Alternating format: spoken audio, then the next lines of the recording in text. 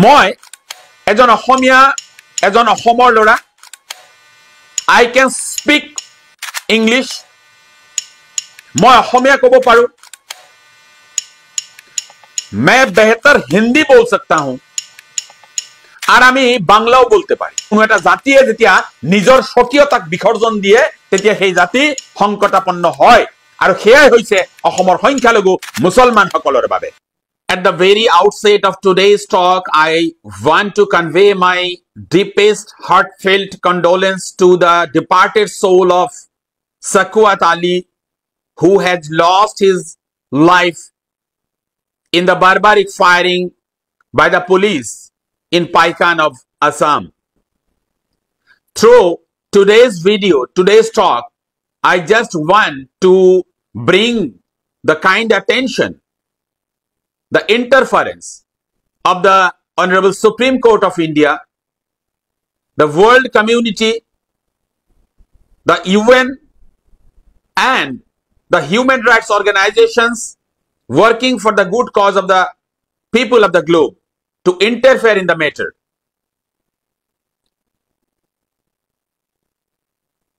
A group of people,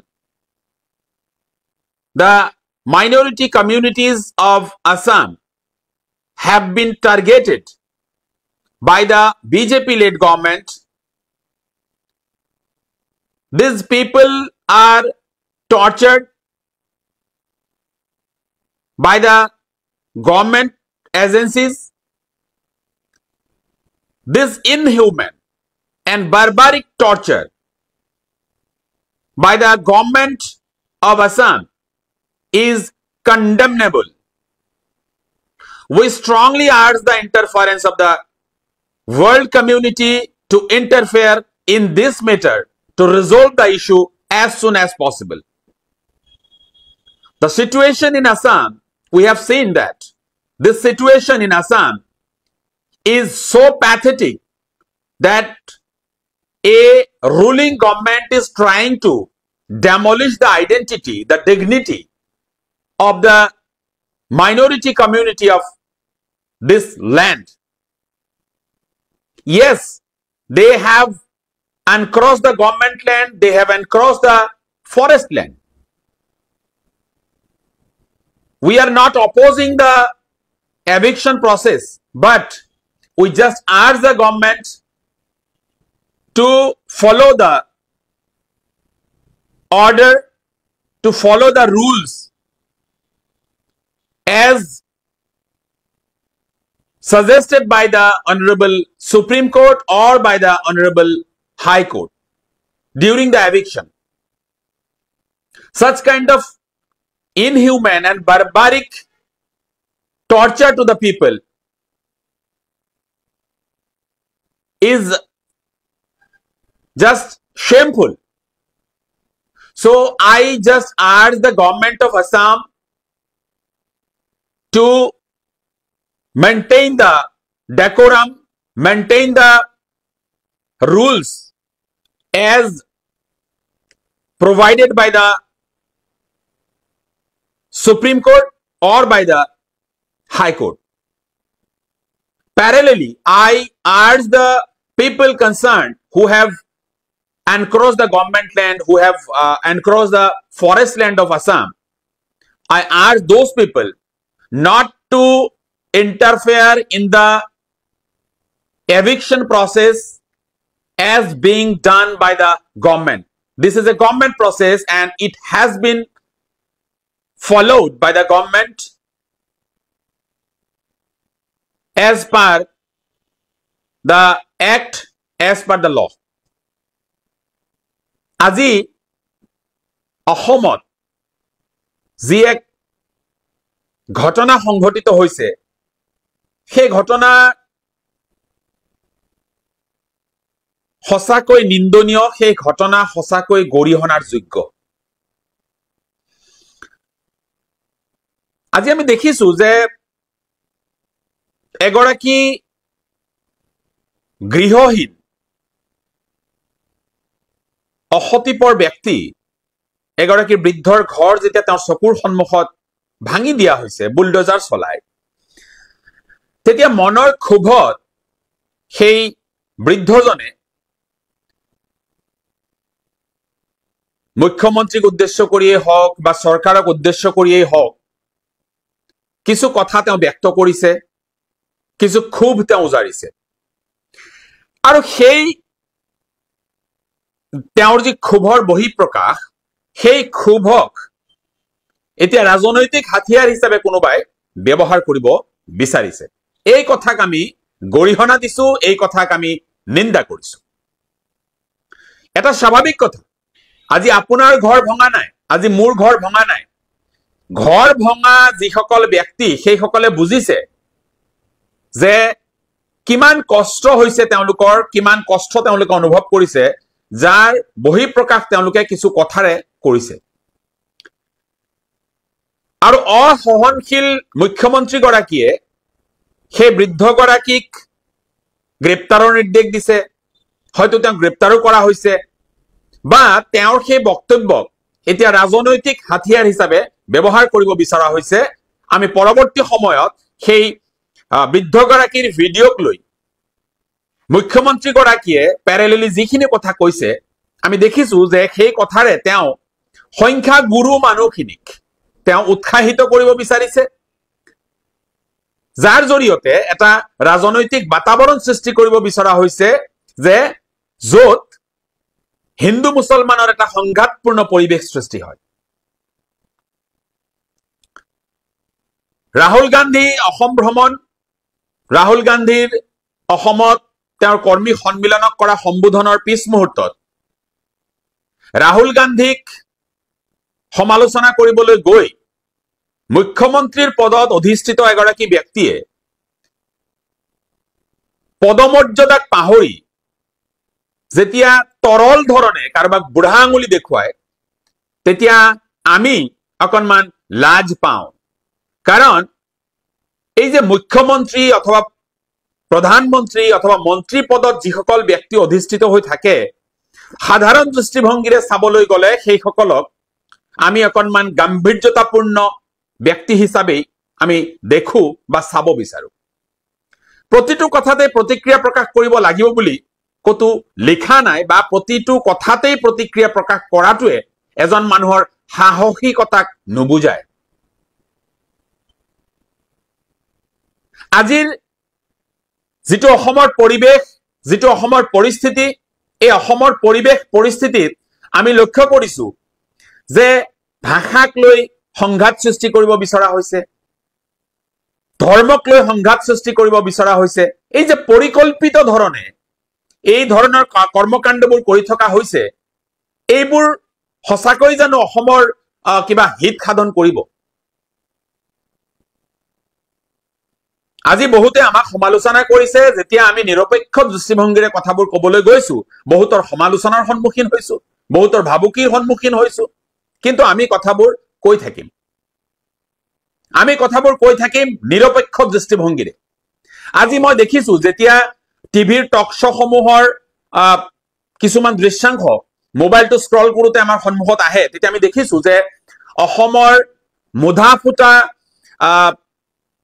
বুদ্ধিজীৱী হিচাপে জাহিৰ কৰিবলৈ চেষ্টা কৰা একাংশ ব্যক্তি, এই ধৰক কোনোবা অজ্ঞানেন্দ্ৰ বৰ্মন অথবা অসত্যৰঞ্জনৰ লেখীয়া ব্যক্তিয়ে আচল সত্যটো উপলব্ধি নকৰাকৈ কিছুমান চালেবেৰে কোবোৱা যুক্তিৰে এই যে সংখ্যালঘু মুছলমানসকলক বিভিন্ন ধৰণে দোষাৰোপ কৰি আহে, তাৰ আমি যুক্তিযুক্ততাটো বিচাৰি পোৱা নাই। আমি দেখিছো যে বিভিন্ন সময়ত এইসকল ব্যক্তিয়ে এটা প্ৰপগেণ্ডা তেওঁলোকে সৃষ্টি কৰিব বিচাৰে, এটা নেৰেটিভ তেওঁলোকে সৃষ্টি কৰিব বিচাৰিছে যে এই সংখ্যালঘু মুছলমানসকলৰ মাজত ফাৰ্টিলিটি ৰেটটো বেছি। আৰু এনেদৰে যদি চলি থাকে তেতিয়াহ'লে অহা 20 বছৰ, অহা 10 বছৰ তেওঁলোকে মনে সজা এটা বছৰ তেওঁলোকে কৈ দিয়ে, সেইখিনি বছৰৰ পিছত অসমত তেওঁ এই মানুহখিনি সংখ্যাগুৰু হ'ব আৰু অসমৰ যিসকল হিন্দু মানুহ আছে তেওঁলোক সংখ্যালঘুত পৰিণত হ'ব। এনেধৰণৰ এটা নেৰেটিভ, এনেধৰণৰ এটা প্ৰপগেণ্ডা সৃষ্টি কৰিব তেওঁলোকে বিচাৰে, যাৰ জৰিয়তে তেওঁলোকে সংখ্যাগুৰু হিন্দু মানুহখিনিক তেওঁলোকে উত্তেজিত কৰিবলৈ চেষ্টা কৰে। এতিয়া মূল কথাটো হৈছে যে এই যে জনসংখ্যাক লৈ পেলাই যিটো কথা তেওঁলোকে কব বিচাৰিছে যে কাৰোবাৰ ফাৰ্টিলিটি ৰেটটো বেছি, কাৰোবাৰ ফাৰ্টিলিটি ৰেটটো কম। এনেদৰে তেওঁলোকে সংখ্যালঘু মুছলমানসকলৰ মাজত জনসংখ্যা বিস্ফোৰণ হৈছে।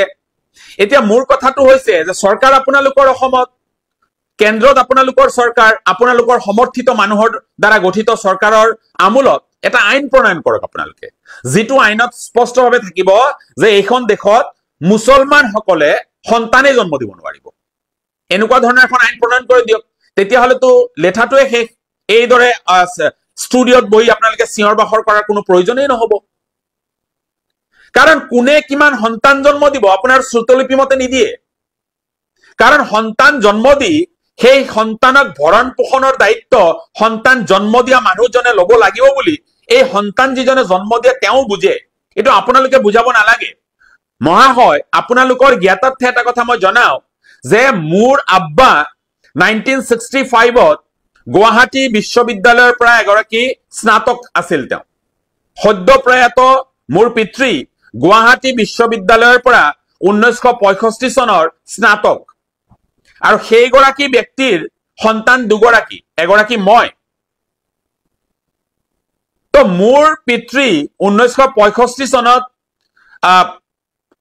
স্নাতক ব্যক্তিগৰাকী অকণমান হয়তো শিক্ষিত, যাৰ বাবে সন্তান বেছি হলে কি অসুবিধা হ'ব পাৰে সেইটো তেওঁ বুজি উঠিছিল বাবে তেওঁ সীমিত সন্তান জন্ম দিছে। আৰু যিসকল অশিক্ষিত মানুহ, সি লাগিলে সংখ্যালঘু মিয়া মুছলমানেই হওক, সি লাগিলে বড়ো হওক, সি লাগিলে মিচিং হওক, সি লাগিলে হিন্দু হওক, সি লাগিলে খ্ৰীষ্টান হওক, যিসকল অশিক্ষিত মানুহ, যিসকল মানুহৰ মাজত এই ধৰণৰ সজাগতাৰ অভাৱ, তেওঁলোকৰ মাজত সন্তান জন্ম দিয়াৰ হাৰটো অকণমান বেছি। এই স্বাভাৱিক কথা। এই যে টাৰ্গেট কৰি কেৱল মিয়া মুছলমান বা কেৱল সংখ্যালঘু মুছলমানৰ মাজতে এই প্ৰৱণতাটো বেছি বুলি আপোনালোকে যিটো নেৰেটিভ সৃষ্টি কৰিব বিচাৰে, এইটো ভুল। আপোনালোকৰ নেৰেটিভ মতে এনেদৰে অবাধ হাৰত সন্তান জন্ম দিয়াৰ বাবে এইদৰে বনাঞ্চলসমূহ তেওঁলোকে বেদখল কৰিছে, এইদৰে চৰকাৰী মাটি বেদখল কৰিছে, এই যে ধাৰণাটো আপোনালোকে দিব বিচাৰিছে, এইটো এটা ভুল ধাৰণা। এই মানুহখিনি গৰাখহনীয়াত আক্ৰান্ত, এইটো 100% সঁচা কথা। আপোনালোকে তথ্যভিত্তিক অধ্যয়ন কৰি কথাবোৰ কওক। আৰু আপোনালোকে এই শ্ৰুতলিপিটো নিদিব যে কোনে কিমান সন্তান জন্ম দিব, এইটো আপোনালোকৰ মূৰ কামৰণি নহয়। যিয়ে সন্তান জন্ম দিব, খুৱাব, পিন্ধাব, ভৰণ পোষণ দিব তেওঁ, গতিকে তেওঁ বুজিব, সেইটো তেওঁৰ মূৰ কামৰণি। এইটো আপোনাৰ মূৰ কামৰণি হোৱা উচিত নহয়। এইবাৰ আন এটা কথালৈ মই আহোঁ। ভাষাক লৈ পেলাই এটা নতুন নেৰেটিভ সৃষ্টি কৰিব বিচৰা হৈছে। মই এজন অসমীয়া, এজন অসমৰ ল'ৰা। আই কেন স্পিক ইংলিছ, मैं অসমীয়া কব পাৰো। मैं बेहतर हिंदी बोल सकता हूं और আমি বাংলাও বলতে পারি। তো আমি বাংলা বলবো, আমি বাংলা লিখবো, এটাতে আমাকে কেউ বাধা প্রদান করতে পারে না বা পারবে না। সংবিধান স্বীকৃত ভাষা বাংলা, এটা বলার রাইট, এটা লেখার রাইট আমার আছে। আগামী লোকগণনায় আসামে বসবাস করা সংখ্যালঘু মুসলমান, মিয়া মুসলমান কি ভাষা লিপিবদ্ধ করবে এটা তাদের নিজস্ব অধিকার। এটা আপনার শ্রুতলিপি অনুযায়ী তারা লিপিবদ্ধ করবে না। কোথাও না কোথাও এই সংখ্যালঘু মুসলমান যারা রয়েছে তারা নিজস্ব যে ভাষার স্বকীয়তা সেটা বজায় না রাখার জন্য আজকে তাদের এই অবস্থা। কাউকে হুমকি দেওয়ার কোনো প্রয়োজন নেই, কাউকে ভাবুকি দেওয়ার কোনো প্রয়োজন নেই। এটা আপনার নিজের রাইট। আপনি কি ভাষা লিখবেন, আপনি কি ভাষা বলবেন, এটা কারো শ্রুতলিপি মতে আপনি করবেন না। কারণ আমি কোনো বিদেশি ভাষা বলছি না। যখন কেউ ইংরেজিতে কথা বলে তাকে বাধা দেওয়া হয় না, অথচ বাংলায় কথা বললে এদেশে এই রাজ্যে অপরাধ। আজকে মমতা ব্যানার্জি এই নিয়ে হুমকি দিচ্ছে। তাদেরকে কথা বলার সাহস কারো আছে? নেই। তো আগামী দিনে যারা লোকগণনায় কি ভাষাতে কথা বলবে, কি ভাষা লিখবে, এটা ওই মানুষ যে লিখবে তার নিজস্ব অধিকার, তার স্বাধিকার। আসামে যারা বাঙালি হিন্দু রয়েছে তারা তো কখনো তাদের নিজস্ব স্বকীয়তা ভাষাকে তো তারা বিসর্জন দেয়নি। তাদের উপর তো কোনো কেউ আঙুল তুলতে পারে না। কিন্তু যখন এই সংখ্যালঘু মুসলমান মানুষ বলে যে আমি বাংলা লিখবো, তখনই তাদের উপর আঙুল তোলা হয়। আমি বাংলা বলছি, এটা কেউ কারো যদি সৎ সাহস রয়েছে আমাকে বাধা দেখ, যে আপনি বাংলা বলতে পারবেন না। বাংলা বলার রাইট আমার রয়েছে। This is my constitutional right to speak Bangla, to speak Hindi, to speak English, to speak Asomiya. মোৰে অধিকাৰ কোনো কাঢ়ি ল'ব নোৱাৰে। গতিকে এই যিসকলে এই অসমত জাতীয় অভিমান, উগ্ৰ জাত্যাভিমান প্ৰদৰ্শন কৰি এই যে বিভেদকামী ৰাজনীতি সৃষ্টি কৰিব বিচাৰিছে, বিভেদকামী ৰাজনীতিৰ জৰিয়তে এটা ব্লাডশেড ইলেকশ্যন তেওঁলোকে 2026ত কৰিব বিচাৰিছে, তেওঁলোকক সকীয়াই দি কৈছো আপোনালোকৰ এই প্ৰচেষ্টা বিফল কৰা হ'ব। কাৰণ অসমৰ বিবেকবান মানুহখিনিয়ে অসমত ৰক্তাক্ত গণ আন্দোলন বিচৰা নাই, অসমত ৰক্তাক্ত এটা নিৰ্বাচন বিচৰা নাই। সৌহাৰ্দ্যপূৰ্ণ নিৰ্বাচন আমি বিচাৰিছো অসমৰ জনতাই এটা সৌহাৰ্দ্যপূৰ্ণ পৰিৱেশত অসমৰ উন্নতিৰ হকে চিন্তা কৰিব।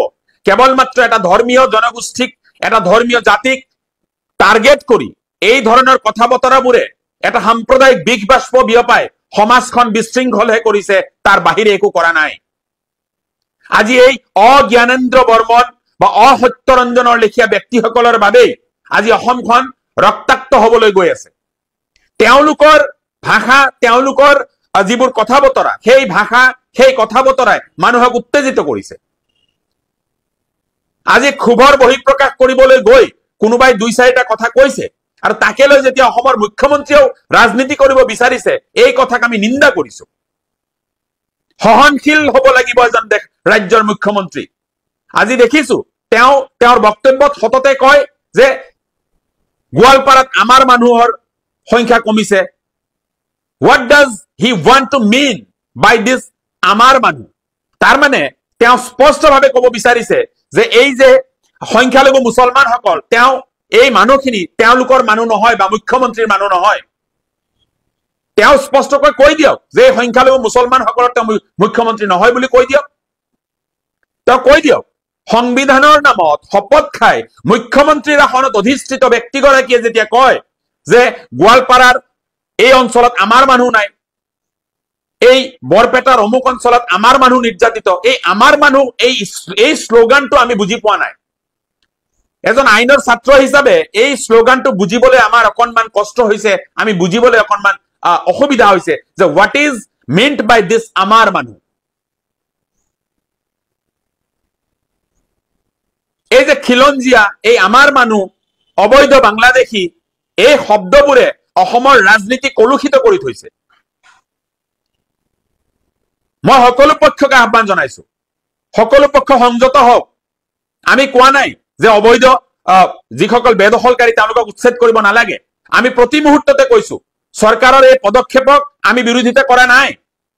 বিবেকবান কোনো মানুহে এই যে অবৈধ উচ্ছেদ তাৰ বিৰোধিতা কৰা নাই। অবৈধ উচ্ছেদ বা বৈধ উচ্ছেদ ঠিক, এই উচ্ছেদ বৈধ, কিন্তু অবৈধ বেদখলকাৰীক উচ্ছেদ কৰিবলৈ যাওঁতে যদি তাত ৰক্তাক্ত আন্দোলন হয়, এই কথাটো কিন্তু গ্ৰহণযোগ্য কথা হ'ব নোৱাৰে।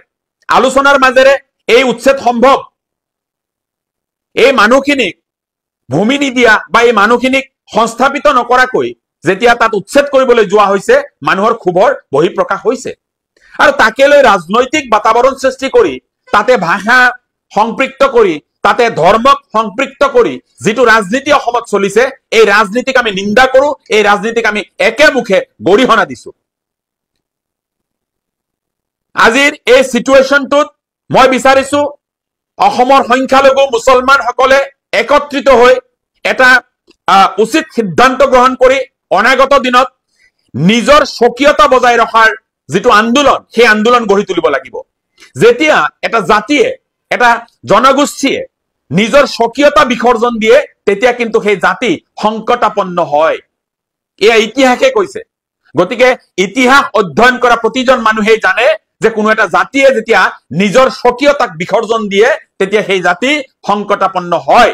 আৰু সেয়াই হৈছে অসমৰ সংখ্যালঘু মুছলমানসকলৰ বাবে। গতিকে স্বকীয়তা বজাই ৰাখিবৰ বাবে, নিজৰ ভাষা, নিজৰ সংস্কৃতিৰ স্বকীয়তা বজাই ৰাখিবৰ বাবে কি কৰাটো উচিত, তাৰ বাবে এক ঐক্যবদ্ধ সংগ্ৰামৰ প্ৰয়োজন হৈছে।